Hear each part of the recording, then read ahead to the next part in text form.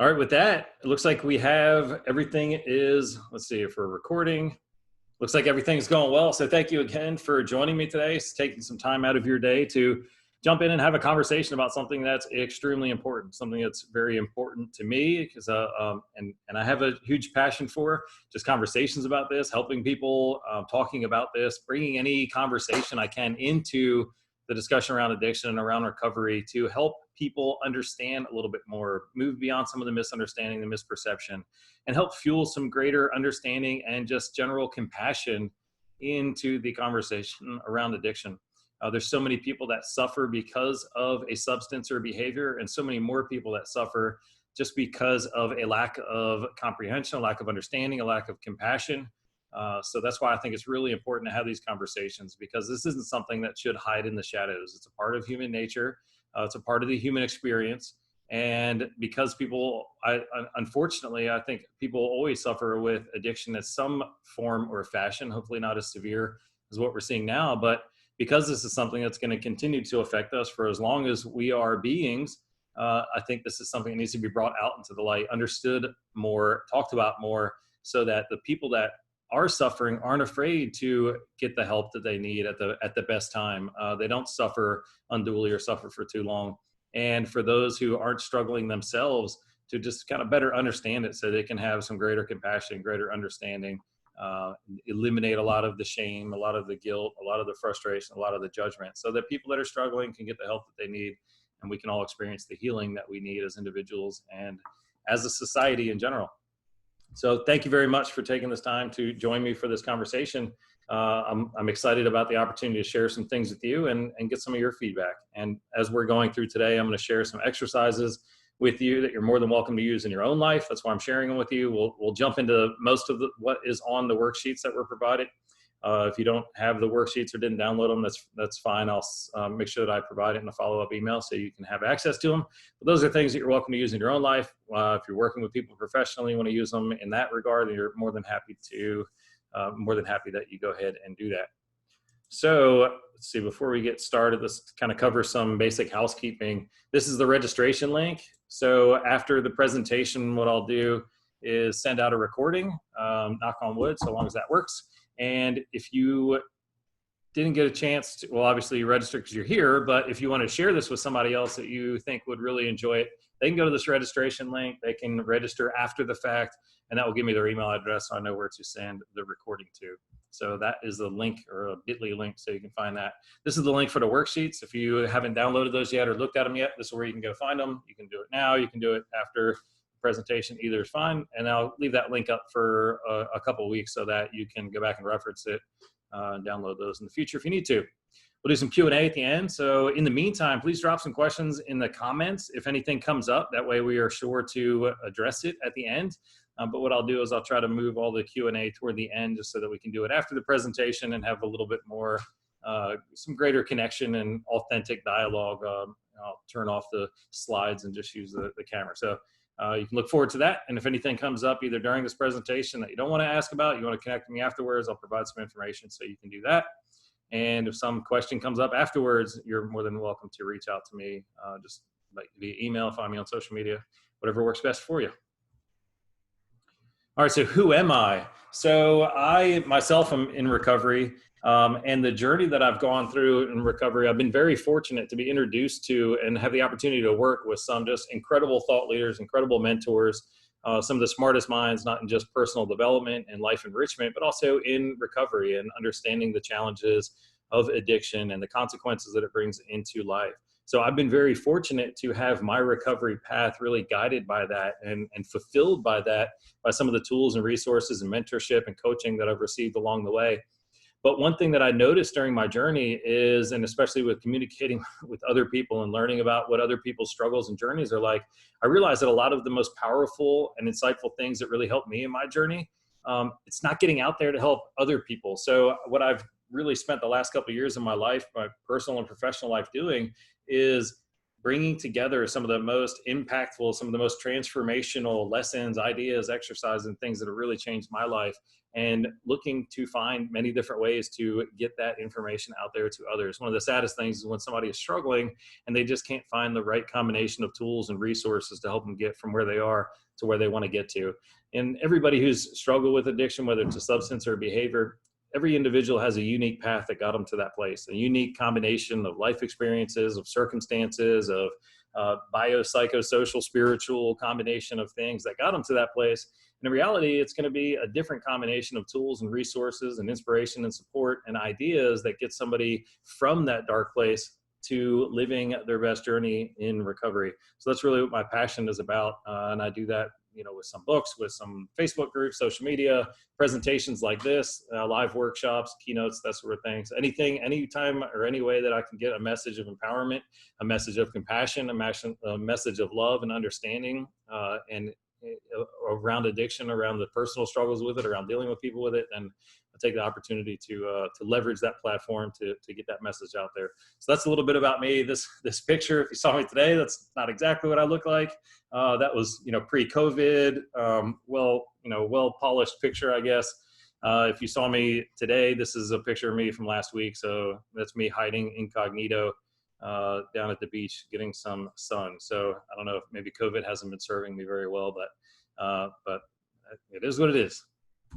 I would like to, before we really get into this, I would like to just learn more about who you are. If you're watching this live or catching the replay, I'd love for you to comment on, just let me know who you are. We have many different people that showed up for different reasons.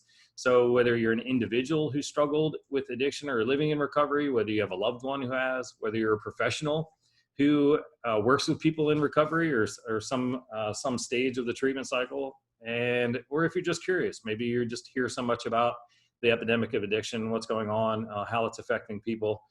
If you're just curious, and that's why you showed up, and please just kind of let me know. You can drop that in the comments, and when we get to the Q&A at the end, then we'll talk about it. We'll bring it up. So what exactly is the first steps to thriving in your recovery? So the first steps to thriving in your recovery, I really look at recovery, look at addiction, and I see kind of three distinct phases of the recovery, somebody's recovery journey. I think the first phase as somebody who's trying to find recovery. So maybe they are coming to terms with the fact that they're struggling, that some substance or behavior is taking too much of a toll on their life. And they, if you compare this to the stages of change, maybe it's pre-contemplative or contemplative stage of change. But that first part is when somebody is really trying to find recovery. Maybe they're giving their first attempt at it or trying for the first time to remove a substance or behavior from your life. And there's that phase of trying to find recovery, trying to find the right resources, the tools and support. And then I really think there's a second phase where people find the tools, they have the determination, they're committed to making the change and experiencing a better version of their life. And in this phase, they're really trying to survive in their recovery. They're trying to leverage some of the tools and resources to deal with the cravings, deal with the triggers, and just really get through day to day with that major change in their life that is now absent of a substance or behavior that was really taking over. So that phase of survival is about removing a lot of the bad things from our life, whether it's environments, relationships, behaviors, habits, tendencies, whatever it is. It's about removing a lot of those negative things from our life. And then I think there's really clear distinction between that phase and the third phase that I think of as thriving in one's recovery or thriving in your recovery. So for the conceptual, the philosophical change is now that somebody is stable in their recovery journey, now that they've kind of got their feet wet, they're able to survive. Well, there's so much more work that can be done to help somebody break completely free from the chains of shame, of guilt, of self-doubt, of the feelings of failure, the lack of self-worth, the personal judgment. There's more work that can be done to help people break completely free of that and then fill that void, fill that new space with positive self-esteem, with a strong positive affect, with great coping skills, with great emotional resilience, with leveraging their strengths, with finding engagement, becoming living and experiencing a meaningful life. That's really where I feel somebody's journey is going when they're thriving in recovery. And not to say that there's anything wrong with that survival stage. It's absolutely necessary. There needs to be focus on removing some things from our life that aren't serving us. But unfortunately, I see that too many people stop there. Too many people don't realize that they can continue that journey. And that's what's the saddest thing for me, is when somebody has found the commitment, found the determination, found the willpower, committed to themselves, committed to their community, their family, that they're going to make that change. And then they feel like the rest of their life has to just be struggling against those cravings, struggling against those desires for their old coping mechanism. But there's so much more that can be done to move beyond that. And that's really what I want to talk about and get into today. So the thriving in your recovery model. So when I think about life, and one way I think about life is kind of like a pendulum, or especially somebody's potential in life. I think of it kind of like a pendulum. And I think the further it swings in one direction, the further it has the opportunity or the potential to swing in the other direction. This is really what I was getting at when people start their journey in that survival phase. It's unfortunate because I feel like with how bad their life got, or how dark or deep of a hole they got into in that bad place of their life, is indicative of how far they can get into the positive, how far they can move into their true potential. The darker, the deeper the place that they went to, the greater capacity for compassion, for wisdom, for strength, for determination. All of this can be leveraged to drive somebody equally as far in the opposite direction if they have the right guidance, the right tools, and the right support. As somebody's making that shift from that survival to that thriving phase in their life, when they've worked on removing the character defects, removing the bad influences, removing those habits that weren't serving them, changing their environment, all those changes, they create a void inside. They create something that must be refilled. If we don't get intentional about refilling that void and filling that space in our life, that time, that energy, that space that's in our life, if we don't get intentional about that, then that's where we suffer against that constant void, or that constant vacuum of that thing or those things that we had to remove from our life. So first steps to thriving in your recovery is really about getting intentional about filling that void and bringing positive into our life, tapping into the strengths that we do have, getting that momentum that we have so that we can experience our potential in recovery. And this is really important work, not to just start, but also to continue. Life is a continuous process. Our personal growth can be a continuous process, and our striving to live and experience a better recovery can be a continuous process. And if you think about it, I like to think of the bicycle analogy. If you're riding on a bicycle, it's really easy to maintain your balance and to stay upright if you're moving forward, if you have some of that forward momentum. The faster you go, the greater angular momentum you have that holds you upright. But if we stop, or if we stop moving completely, or if we get really, really slow, then it's really hard to stay upright on that bicycle. And it's very easy to fall over or fall down. I think that's exactly the same in our recovery journey. If we're working at our recovery, if we're working at ourselves, or we're working at our personal growth and continue to take those steps forward and maintain that momentum forward, it makes it much less likely that we will have those fall downs, whatever that looks like for the individual. So by getting that momentum and moving forward, it helps us maintain that journey and continue to move forward with greater certainty and greater strength and greater potential.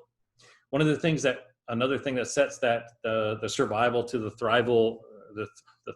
thriving phase apart is really where it focuses. So if you look at the illness or wellness spectrum, there's something that's called an illness and wellness spectrum. The disease model says that there's something wrong with somebody, and the traditional treatment, or the treatment of certain conditions, looks at removing what is wrong with somebody, with the idea that if we remove everything that's wrong, then the person will be okay, that they won't have any defects, they won't have any problems, they'll be okay. Well, that does a great job of getting somebody from deep dark hole up to a neutral point. But there's also a lot of work, a lot of tools, a lot of resources that can be used to help somebody get from that neutral point into their high level functioning, into their full wellness, into that well-being. And that's really where thriving in recovery and just recovery coaching in general really seeks to serve people, is taking them from that neutral point. So maybe they've gotten out of the gutter and they're standing on the curb, or recovery coaching and thriving in recovery really aims to take people from that place up the hill, up the mountain, into their higher potential. So some of the things that I'll share today, and really what the first steps to thriving in recovery is built on, these are principles, these are ideas, these are exercises, these are tools that are generally helpful for everybody. A lot of the influence that I got was just out of traditional mindset coaching, success coaching, human potential training.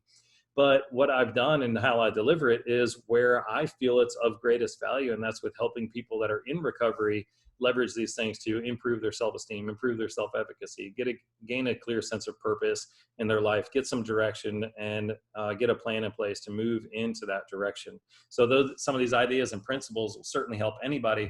I think it's extremely important and most valuable for people that are in a recovery journey. So whether you're in recovery yourself or whether you work with people in recovery, these exercises will certainly serve you. And if you're working with people in recovery and know somebody in recovery, then by sharing this information with them, it will serve them infinitely more, I believe. All right, so enough about that. So step one. So the first steps to thriving in recovery, we're going to talk today about 3 different steps. Step one is giving credit where credit is due. So there's a big, this in and of itself is a big mindset shift of giving credit where credit's due. So it's very natural as humans, it's very natural to focus on the faults that we have, the failures that we've had, the set downs that we've had, the times that we haven't gotten things right. It's very easy to remember and to ruminate on those. And this isn't necessarily something bad. It's just true of our human nature, and it's understandable. Our main goal in life is to survive. So a lot of the mechanisms, a lot of the functioning that we have in our body and our brain, our mind is all geared towards helping us survive.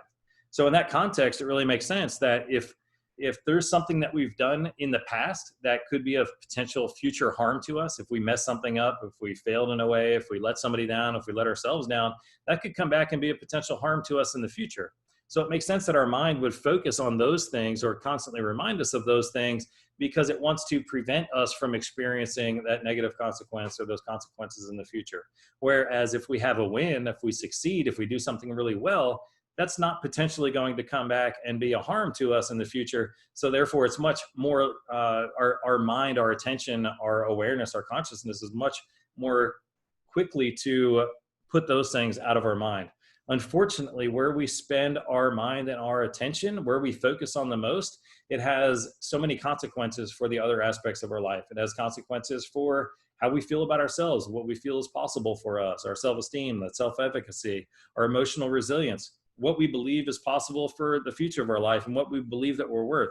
If all we do is focus on the negative aspects of our life and the mistakes that we've made and the times that we've hurt people, it doesn't help us feel really good about ourselves. It doesn't give us a true picture of who we are and what we're capable of.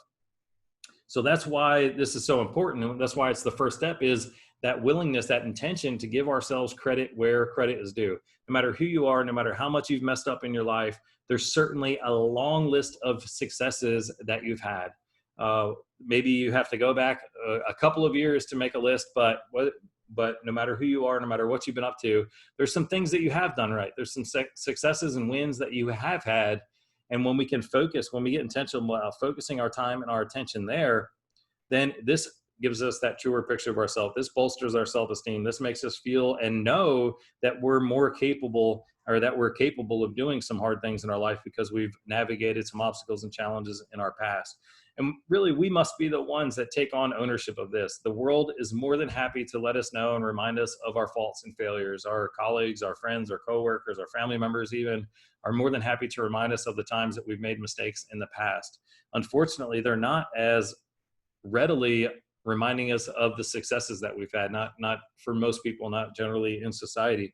So it's really important that we take ownership of this because it's so fundamental, because it makes such a huge difference in our life. It's vital for us to make this a priority and for us to take ownership of this ourselves by giving ourselves credit where credit is due. And we'll share a couple exercises to do for that. So the first thing, and we'll stop for a moment and you can fill in your worksheet some of these things, but I'll just go ahead and share some of the different parts of this step one, and then we can look at doing some exercise ourselves. We'll take a quick break. So part one is name 5 things where you've excelled in your life. So this is really important to remember some places where you were successful, even when you were screwing up relationships, screwing up at work, screwing up maybe in friendships. Maybe you're really good at something else. Maybe it was a hobby, or maybe you're really good in your professional thing, but messing up in other areas of your life. Well, we don't want to focus on those places that you didn't get it right. We need to think about and name 5 areas in our life we've excelled. And if you've got to go back in the files in your mind and recall that, you were really good at math in 3rd grade, well, that's perfect. And that's certainly sufficient for this exercise because it's reminding us of the capability and the capacity that we do have. The next thing is making a list of wins and successes that we've had. So in the exercise today, I'll give you an opportunity to make a list of a few wins and successes. I usually recommend when I'm working with somebody initially to make a list of 40 wins and successes.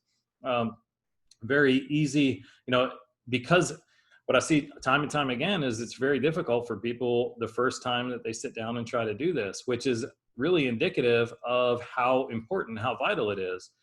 If I ask people to sit down and make a list of all the mistakes and all the times the failures and setbacks that they've had, they would have no problem filling up an entire page, writing those things down. But this is how important, this is indicative of how important that mindset shift is, of remembering and giving ourselves credit for some of those wins and successes. So on your worksheet, you'll see an opportunity to do that, to list a few that you can begin to give yourself credit for those successes that you've had in the past. Part 3 is listing 3 of your positive qualities. So what are 3 positive qualities that you have? Maybe you're compassionate. Maybe you're caring. Maybe you're good at certain crafts. Maybe you're a good listener. You're a good speaker. What are some of those 3 positive qualities that you have?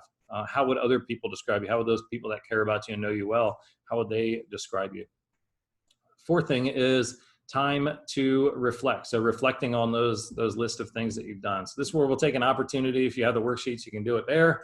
If you don't have the worksheet, you can do this on another piece of paper. That's perfectly fine. But what I'm asking you to do right now is just make a quick list of 10 wins or successes that you've had in your life. And I'll get you started with a few just to give you an idea. So if you have to go way back to previous successes, previous time in your life, maybe give yourself credit for the fact that you learned how to walk. Or give yourself credit for the fact that you graduated middle school or graduated high school or graduated community college. Or think about, maybe you learned how to drive, you learned how to speak, you learned how to read, you learned how to write. These are examples of just giving ourselves credit for some of the successes that we've had in our life.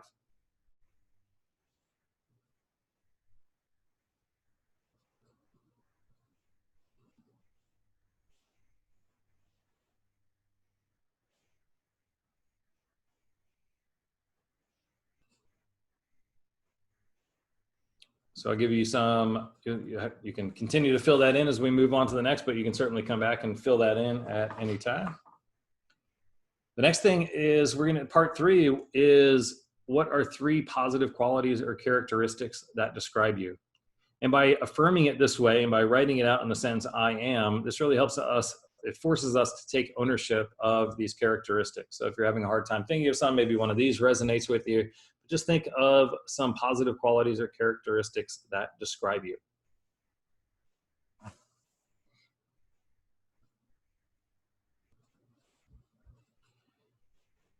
Now, step 2, joys, purpose, and passion. So as we make that shift in our life, as we begin to build into or grow into our recovery journey, it's really important to be intentional about bringing positive things into our life. The void that is created when we remove substances or behaviors, we must be intentional about filling that void and filling that void with things that will serve us the most. The more that we do it, it really strengthens our ability and our capacity to feel natural joy. For so long, we kind of outsourced, or we expected something external to our body, a substance or behavior, to create this sensation or this synthesized feeling of joy or of purpose or of passion in our life. Or for people that really lack a sense of purpose in their life, I have some chapters in my life, some periods in my life where I really lacked a sense of purpose. The substance or behavior that we engaged in might have numbed that pain of feeling like we had no purpose in our life. So as we start and as we continue that recovery journey, it's really important to be intentional about inviting some of these things back in our life, exercising our natural capacity to experience this emotion of joy. There's a lot that it does to rewire our brain, to expand our capacity for compassion, for empathy, for compassion, empathy for other people and for ourselves. The more that we can experience that joy, the better our body naturally relaxes or responds emotionally to emotional stimuli. So the less joy that we have in our life, the greater toll or the greater consequence, some of the stressors and some of the negative things that are wearing against us, the greater toll they have in our life when we don't have these natural sources of joy to balance that out or to release some of the positive hormones in our brain, the brain chemicals to alleviate that stress and alleviate that worry and alleviate that concern. It also helps focus our attention on some of the good things in our life and bringing the good things in our life instead of just thinking about those bad things that we want to get out of our life or remove from our life. So a couple exercises that I really recommend for this step 2. First thing is making a list of things that you love to do. Now that we really have to get intentional about reminding ourselves and inviting some of those things that we ourselves love to do back into our life. Every individual is different. There's different activities, different things that people can engage in. Every individual is going to have a different list of things that they really love to do, as we all are unique individuals. But we need to get clear on what those things are. Sometimes in that journey in our past, in our active addiction, that substance or that behavior becomes a replacement for everything that we love to do, all those natural joys that we have. So we must be intentional about bringing some of those things back into our life, or finding some new things that we can bring into our life. So I'll give you an opportunity to, in a moment, to write out some things that you love to do. The next thing is finding your purpose. So a really strong sense of purpose promotes greater engagement and greater activity. The more purpose that we have in our life, the less consequences of some of the negative effects of our recovery journey, or the condition that we're in. It lessens those consequences. It lessens those symptoms. It also prevents boredom. The more that we feel that strong sense of purpose, the more readily we are to engage in activities that we are excited about, those activities that bring joy into our life. Or just being engaged in general helps us from that boredom and from our mind wandering to things that we don't want to ruminate over. And lastly, the benefit of really strong sense of purpose is it in and of itself relieves the sensation of suffering. Suffering is really, when we feel suffering the worst, it's when we're suffering without a purpose to it. But if we have a purpose for the suffering, if we have a purpose for the physical pain of a workout, then because we know its purpose, we're able to suffer through that. Mothers are able to suffer through the tremendous pain of childbirth because there's a purpose to it. When we experience a lot of pain and suffering in our life and we can't comprehend the purpose for it, or why it's happening, or why we have to feel such pain, it only exacerbates that suffering and makes everything so much worse. So by finding that sense of purpose, really tapping into that and bringing that into our life intentionally, it helps remove and helps alleviate a lot of that. There's a great bonus exercise of writing out a life purpose statement, where you can take some of the things from step 1 and step 2 and write those out. But for today, I just want to focus on that part 1 and listing different things that you love to do. And as you do this, as I work with clients that do this, I like them to focus on 6 different areas, because there's many different things of joy that you can bring back into your life, but it's important to have some options, have some things in different areas. So the first thing, and write at least one of these, you can write multiple if you like, but at least one activity that you can do alone. Sometimes we need to get away from outside stimuli and the engagement with other people, and we just need to go be alone, have some space for ourselves to think or to reflect. So having an activity that you can do alone is really, really good. For me, I can go for a walk around town. I can do that alone. I like to do that alone. It gives me some opportunity to get some fresh air, let some energy move from my body, and reflect on things if there's things I need to reflect on. Also, it's important to think of an activity that you can do with a group. Connection and bonding is extremely important in life and extremely important in recovery. So thinking of things that you can do with a group, it's a little harder in recent times with the limitations put on groups and gatherings and activities, but there's still many things that we can do together as a group. You don't have to physically be with somebody to do something with a group. Maybe you can join up for a virtual group and do something online.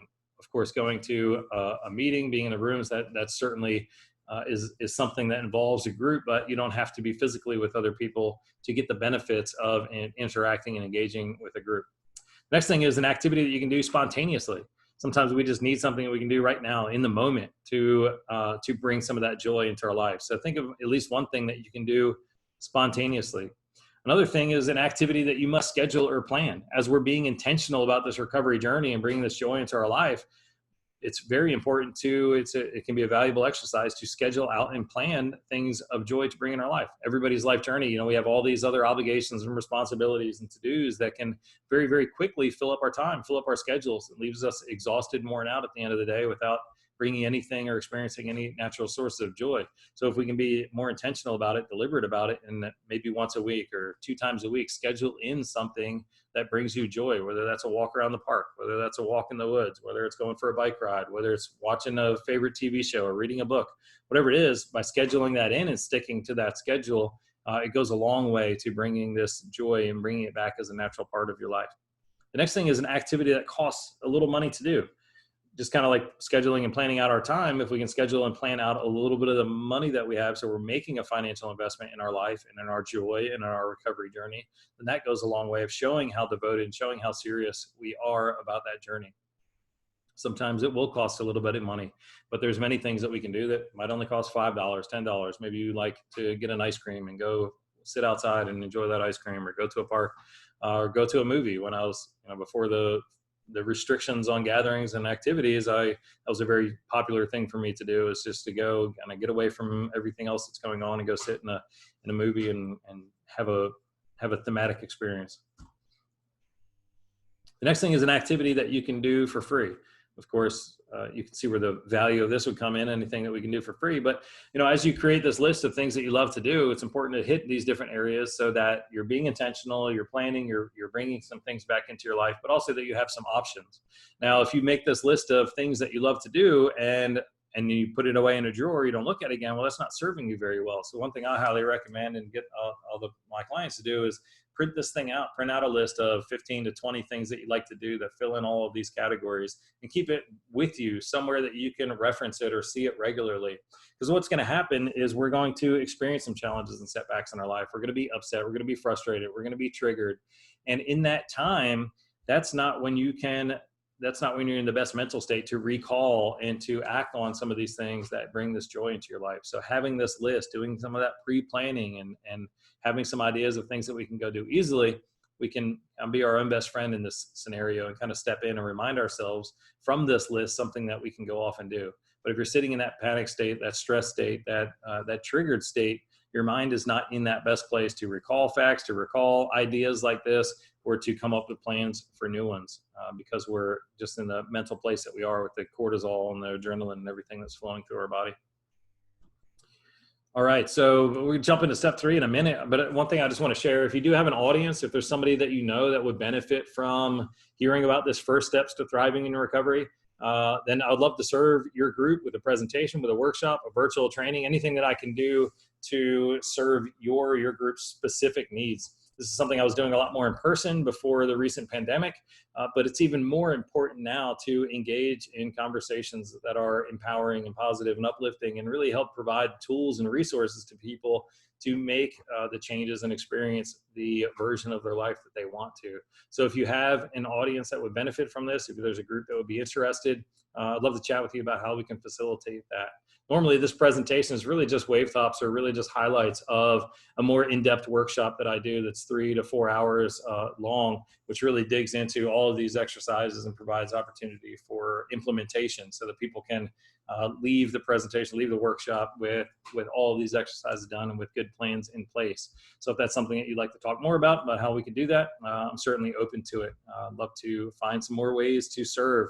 And in this virtual environment, in this socially distanced and physically distanced environment, I find it's ever more important now than it has been before to help people deal with some of the struggles and challenges that they're facing.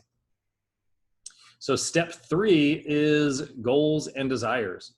So once we've kind of changed that mindset shift, we've begun to give ourselves credit where credit is due. This builds up, this is that building block for that self-esteem. Once we've been intentional and brought some of that joy back into our life and really help rewire our brain, rewire our emotional resilience, our emotional operating system, and bring some true joy back into our life and a sense of purpose back into our life. Now it's important to get clear on what we want to do with that. Think back to that bicycle analogy. The faster, the more momentum we have, the easier it is to keep going and the further we can go. So if we are clear, if we are in a good place, we're not clear on where we want to get to, then we don't have that direction to set. We can't make those steps and continue that progress as quickly or with as great of a positive intention. So step 3 is really important to think about the goals and the desires that we have in our life. And it's important to think about and contextualize it as things that we do want in our life, as opposed to things that we don't want in our life. It can be easy to sit down and think of a list of all the things you don't want, but where we focus our time and where we focus our attention, that's actually what's going to expand in our life. So if we're only focusing on the things that we don't want to have anymore, the problems that we don't want to have, the struggles that we don't want to have, we're actually only going to keep ourselves stuck in that place. If instead we can be intentional and focus our time and attention on those things that we do want, then it can bring forth clear opportunities and resources and tools that can help us move in that direction. So what we focus on really expands. And what we focus on affects us physically and mentally. If we're focusing on negative things and things that we don't want, that affects us with an increased stress response in our body as we tense up and as we clam up, or as we feel triggered, or as we feel those responses. By focusing on negative things in our life, it only creates a negative physiological and emotional response, which affects what we are capable of. And when we focus on positive things, or the positive things that we want to bring into our life, this fuels that sense of joy. This fuels that sense of empowerment, fuels our creativity, and really helps us operate at a different level, or at a better level, so that we can move into and experience some of these things that we really want. So a couple different steps that you'll see outlined in your worksheet. One is, what do you want to do, be, or have?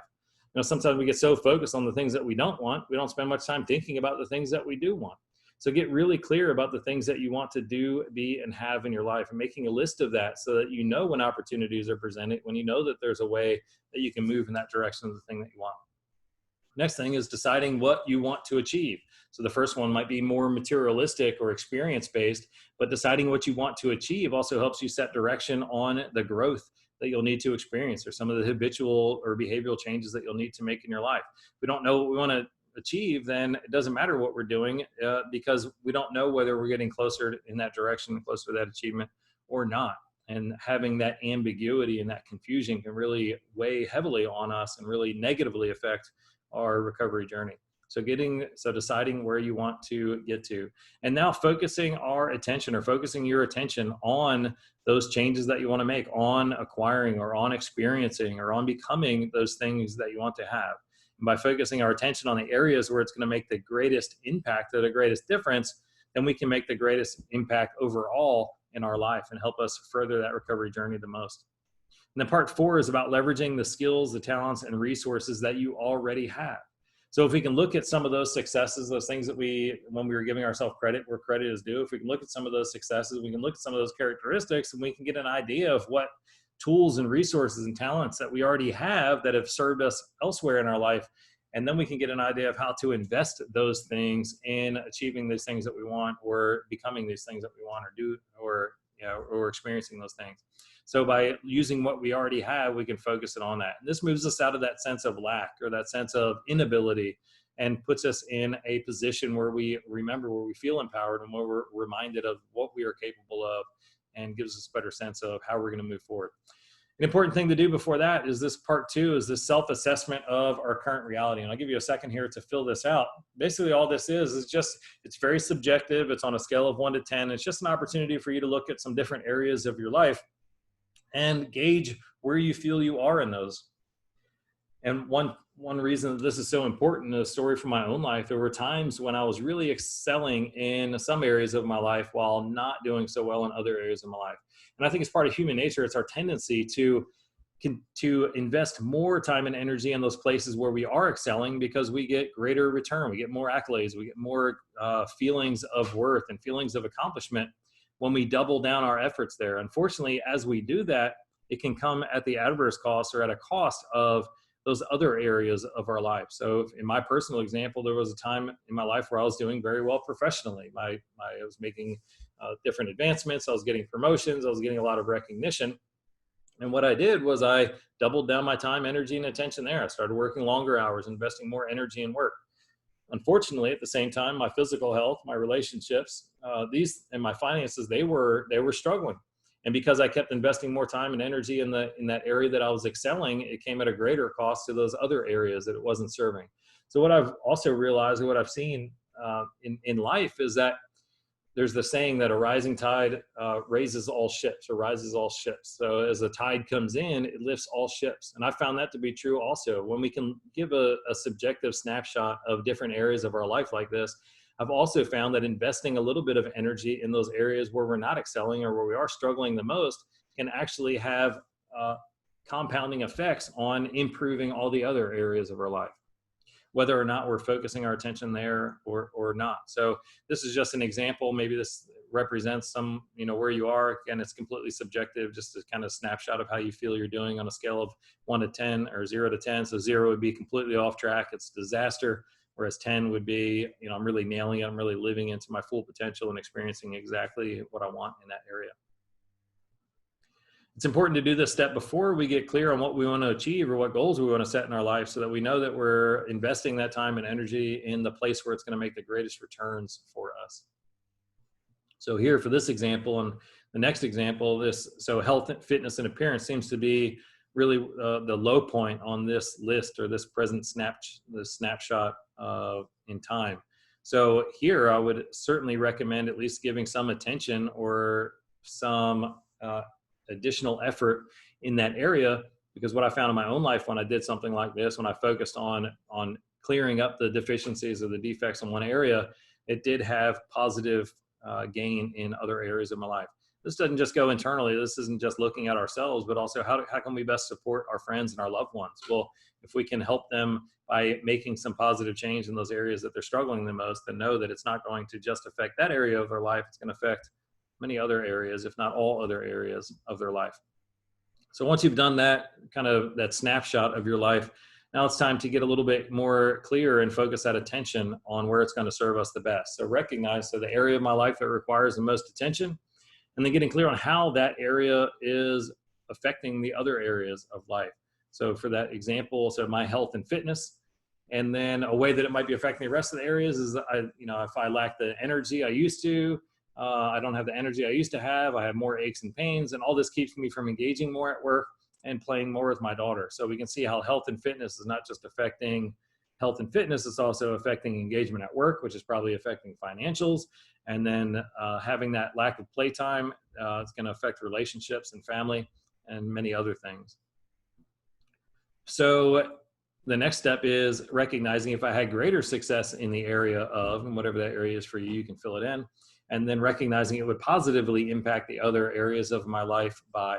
Now, for a lot of people, this is going to be a simple kind of turnaround statement. So it would be, if I had greater success in the area of my health and fitness, it would positively impact the other areas of my life by giving me greater clarity, greater focus, greater attention to apply at work, and give me greater energy to play with my daughter, which would affect my personal life and my relationships. Might be a little different for you, but if it's just a simple turnaround statement like that, then that's perfectly effective and great. So we had a chance to jump into and just look at a little bit of the different exercises for step 1, 2, and 3. So giving credit where credit is due, building that foundation, changing that mindset, focusing on the things that are good about us and good about our past, because it's only that we can leverage to create a better future. We can't build a better future just by looking at the defects and all the things that we've done wrong. We can build a better future by giving ourselves credit where credit is due. Step 2 is about being intentional, about bringing joys, purpose, and passion back into our life, getting clear on things that we are lacking from our life that would provide a lot of that return. I set a goal this year to go skiing and go scuba diving. So those are both things that I enjoy tremendously and just haven't done in a while. And I know that if I were to get intentional, if I were to plan and budget to bring those back into my life at least once in this year, that it would have a great return on the joy that I'm having in life and the journey that I'm having in my recovery.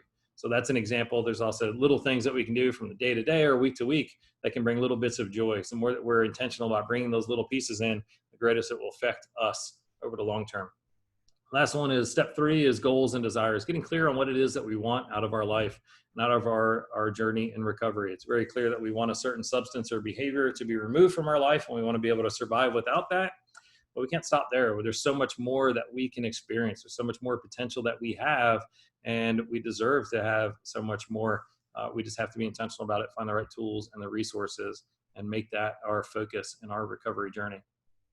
So everything that I just shared today is also, it's the worksheets that you have available. It's also shared in a workbook that recently came out called First Steps to Thriving in Your Recovery. And in that workbook, it's, let's see, I've got one here. It's, 22 pages. So it goes a lot more into each of these lessons, provide some other exercise or additional exercises. It's really designed to be a self-study workbook that people can go through. I use it in the workshops that I do for First Steps to Thriving in Your Recovery, because it allows me an opportunity to dig more deeply into some different exercises, but it's also really good as a standalone workbook, and it's available on Amazon. So you can just go there and search my name or First Steps to Thriving in Recovery, and you can find a copy of it there. A lot of people have been using it, reaching out to me. So therapists and sponsors have loved using this, not just for themselves, but also with with their clients or their sponsees. So if you have a friend in recovery, if you're working with somebody in recovery, or you're a sponsor or a sponsee, it's gonna be a great thing for you to do together with somebody else and to help you get a little bit more value out of it and dig a little bit more deeply. Also, if if that's of interest to you and you want to get bulk sales, so I don't know, 5, 10 or more at a time, then let me know. I can reach out to the publisher and see what I can do, see how much of a discount I can get by ordering a bunch of them at a time. Might save you some money. And lastly, so virtual workshops, as I mentioned, what I'm trying to do, it's extremely important now to serve people, especially people in the recovery community, because a lot of the ramifications and the effects of this pandemic is really exacerbating the pain and the suffering that people are experiencing. So many people hang on the connection and the group and the camaraderie that they get from coming together, whether that's in groups or whether that's with friends or other supportive people and allies in their recovery. And so much of that has been lost recently with the way that things have changed drastically around the world. So if ever there was a time that this is really important, I think now is absolutely that time. I love doing workshops in person, but the reality is that I can certainly reach a lot of people and help affect a lot of good in the world by connecting virtually, doing a workshop or presentation just like this for an expanded period of time. I've gotten really good at broadcasting from my office, so I can connect with people now around the world and provide a really transformational, experiential workshop by doing that, whether people are getting together in a group and all dialing in at the same time, or whether you have a group of people and they all want to dial in remotely. Be perfectly fine. So if that's something that you're interested in, or you want to talk about more, please reach out to me. I'd love to talk about ways that we can make that happen. I'm always looking to serve more people. Don't forget that registration link. So the first steps, 8/12. So today's 8/12. The first steps, 8/12. If you want to share that with anybody you think would benefit or value or see the value of this presentation, please do it. And like I said, if they register now, they can still register, and then it'll just give me an email notification that somebody registered, and I can get the replay link over to them so they can check it out when they have the time. Also, those worksheets, please, if you haven't downloaded them, go download them and save some copies, share some copies. If you work with other people, if you have a friend, a sponsee, an ally that you want to share those with, and then please do. The more that I can get some of these tools and resources in the hands of those that need it, and the greater impact that I can have on the world, and the better for all of us as we all strive together to help one another experience a better life and a better recovery. Remember the Q&A coming up. So if you have anything, you drop in the comments. When I stop the recording, then we'll kind of open up the floor and we'll just have a good conversation about that. I'd love to connect, whether you're an individual and you want to know more about the work that I do, some of the online programs, some of the recovery coaching that I do, then I'd love to connect. And or if you're with a group or an audience and you'd like to discuss or figure out how we can do some live or virtual presentations, or live recorded, virtual, anyway, any way that we can do it. If you want to talk about that, then I'd love to connect. You can use this link, a really easy way to get access to my calendar so that you can grab a time that works best for you. Just Garret follow up, and I'll include a link to that in the email when we're done. Maybe drop it in the comments during the Q&A. And then that's my email address if you ever want to reach out. So thank you again for taking this time to talk about something that's so very important, not just to me and the passion that I have and the service that I like to provide. It's really important for everybody. There's an estimated 30 million people in America today that are suffering with some sort of substance or behavioral addiction. That's 30 million people. That means this literally affects everybody. Because if it's not you personally, then it's a loved one, it's a neighbor, it's a coworker, it's somebody in your community, and everybody is affected by it, which is unfortunate that everybody's affected negatively by it, but it's also incredible that everybody can be positively influenced or positively affected. Our entire community, our entire society, our entire country, the whole globe can really be affected positively and served well by having these conversations, by getting these tools and the resources, by doing our own work on ourselves if we're in recovery, by helping other people do their work and continue the recovery journey. It's back to that rising tide, right? Raises all ships or lifts all ships. What we can do for the entire world is just incredible, the incredible amount of potential that we can do just by serving people that are in need and helping people that are in need get the tools and resources they have. And part of that is checking out presentations and being part of conversations just like this. So thank you very much for being a part of this conversation. Please share this link. Please share those worksheets with anybody you like. And if there's anything I can do to serve you, your recovery journey, or your organization or group that you're part of, then please reach out as soon as you can. Be well.